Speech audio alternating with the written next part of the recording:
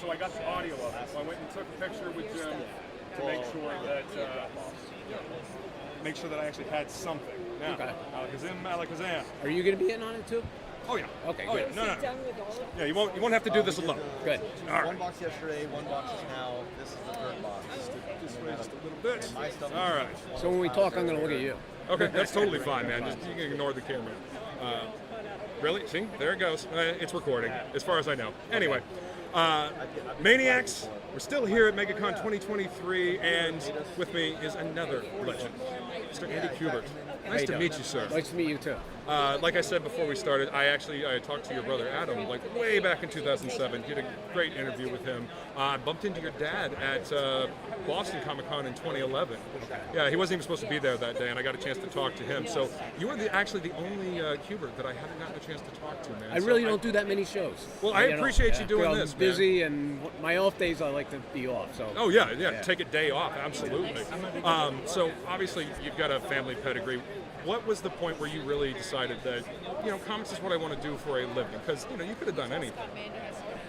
I don't know if I could have done anything. I didn't start drawing until I was like 19, and No then I went kidding. through my dad's school. Right.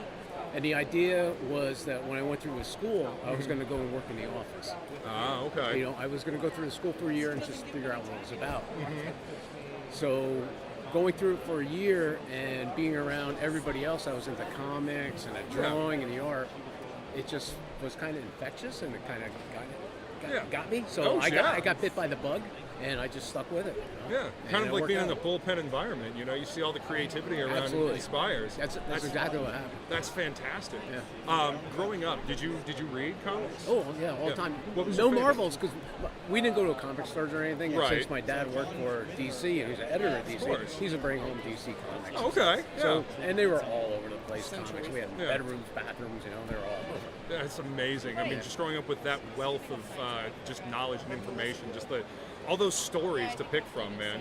And there was, but let me tell you, you kind of take it for granted because it was Yeah. all around. Even what my Sure. father did, my father worked at home. He had a studio home. Right. I kind of, as you're young, I took it for granted until I got older and I started getting into it. And I was like, oh my God, this guy's really good. Oh, he's great. But growing up, I loved his Tarzans. I loved Sergeant Robbins and Enemy Ace and all that. Yeah.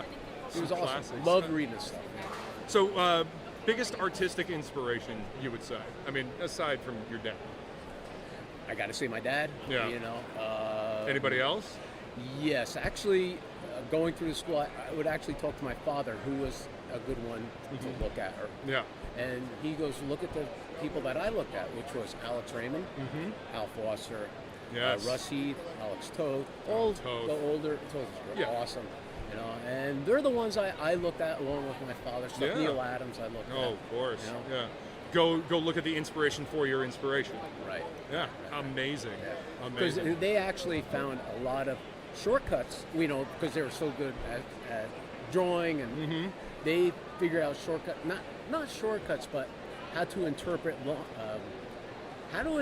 the human form into line art. I taught for 16 years, as you can tell, to do that, and I studied what they did and incorporated it into what I did, and I learned a lot from them without actually tracing, because that doesn't help. No. You try to figure out what they're doing and incorporate it into your own.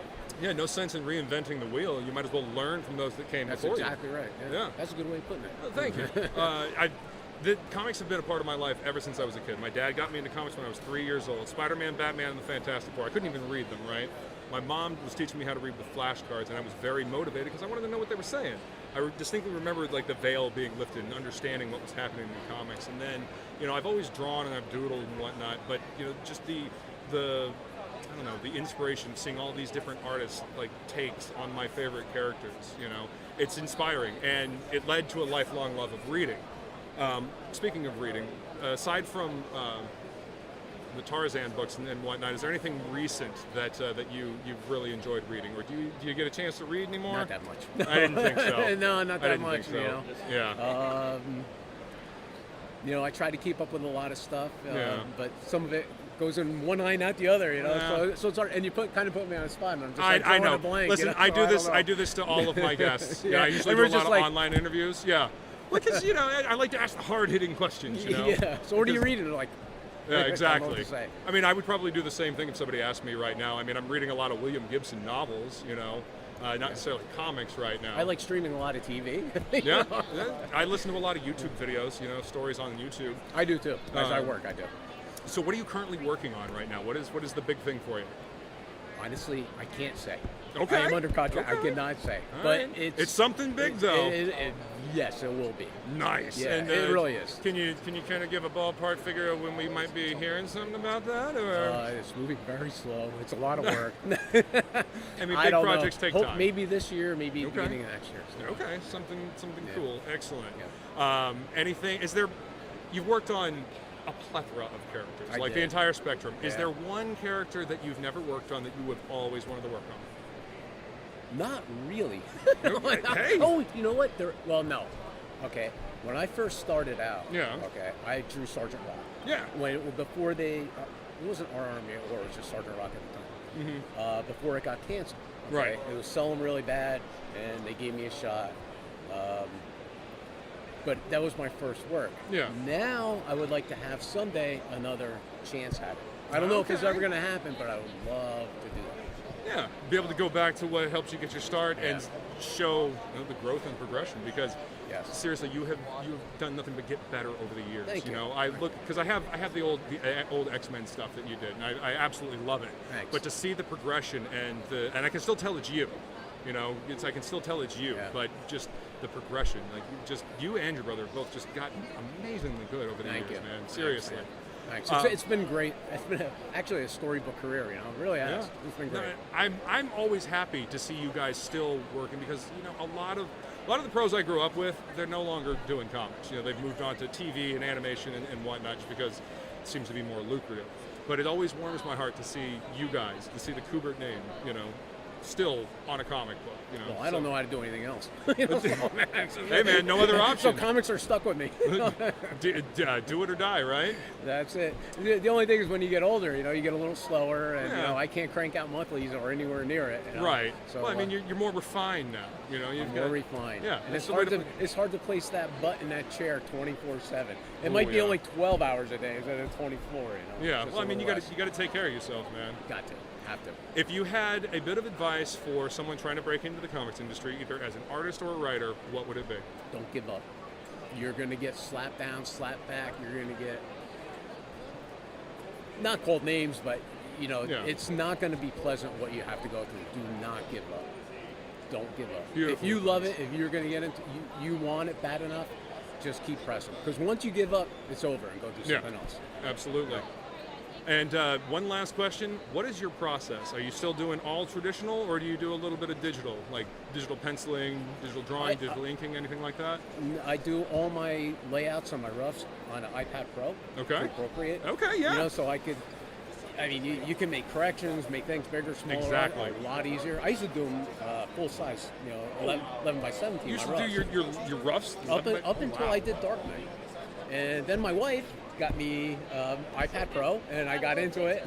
Yeah. Figured out how to do it. Yeah. Hey man, you know, you save time. You know, Save save time, effort. and I don't. You know, the funny thing is, I don't know if it saves time because I screw around with it more. You know, so I'm sitting there Wait, playing this is a around lot with of it more. fun. Hang on. it is. Yeah. It is. But then I'll print out the 11 by 17 roughs and I'll Yeah. lightbox it onto the Bristol board. Oh, okay. So you can say pretty much I'm still traditional. Yeah, you're doing a hybrid. Yeah, Yeah. that's what I do. I have a digital pad that I do my pencils in, print them out in blue line, and then ink it traditionally. Right. To me, there is still something so awesome about like ink on paper.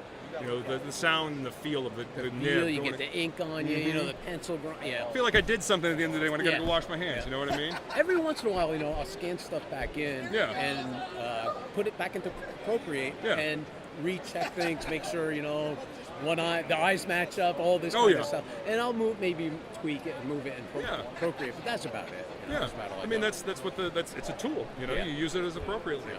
Well, Andy, thank you so much, Thank man. you This was too, man. wonderful. Maniacs, I will see you on the next video.